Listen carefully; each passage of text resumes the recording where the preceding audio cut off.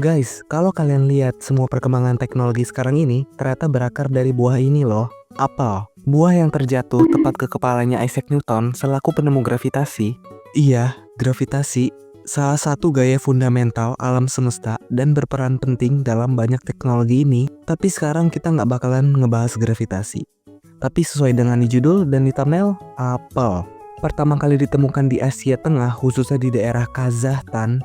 Ini memiliki lebih dari 7.500 varietas apel loh, yang tersebar di seluruh dunia. Buah yang bakalan mengapung di air ini ternyata memiliki kadar 85% air loh, dan sisa bobot 25% beratnya adalah udara. Buah yang kaya serat ini sering dijadikan simbol keberuntungan dan kekayaan di berbagai kebudayaan, terutama di Jepang, Korea, dan Cina. Dan ternyata apel termasuk ke dalam keluarga mawar seperti raspberry dan strawberry. Karena apel bukan termasuk buah sejati. Iya, kalian gak salah dengar. Apel ini merupakan penipu handal di dunia botani. Definisi buah sejati itu seperti mangga atau jeruk.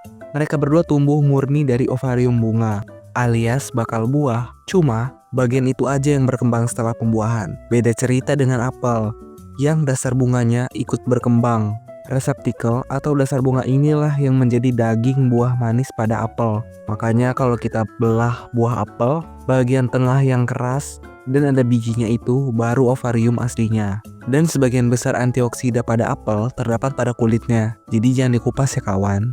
Biji dalam buah apel tidak pernah bisa menghasilkan pohon yang sama persis dengan induknya.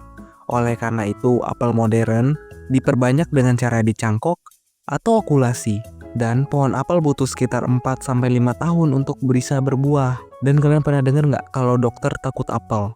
Rumor itu berawal dari pepatah Inggris, yaitu an apple day keep the doctor away. Yang kalau diterjemahin ke dalam bahasa Indonesia, makan apel setiap hari mampu membuat dokter menjauh. Pepatah itu dibuat karena apel merupakan buah yang kaya serat, vitamin D, serta antioksida yang jika dikonsumsi secara rutin, kita tidak perlu penanganan medis. Dan sekarang kita perlu melihat kode yang tertera pada buah apel loh. Karena beberapa apel dikembangkan dengan pestisida, yang pastinya akan di-coating atau dibungkus dengan wax atau lilin. Apple juga menjadi logo perusahaan ternama. Iri, bilang bos.